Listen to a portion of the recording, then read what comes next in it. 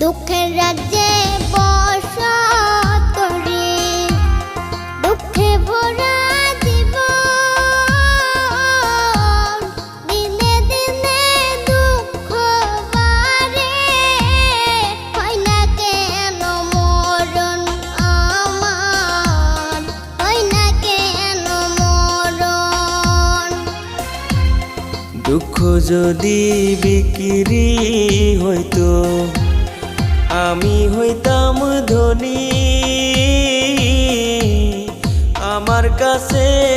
আছে সই গো দুঃখ নামের খনি, সই গো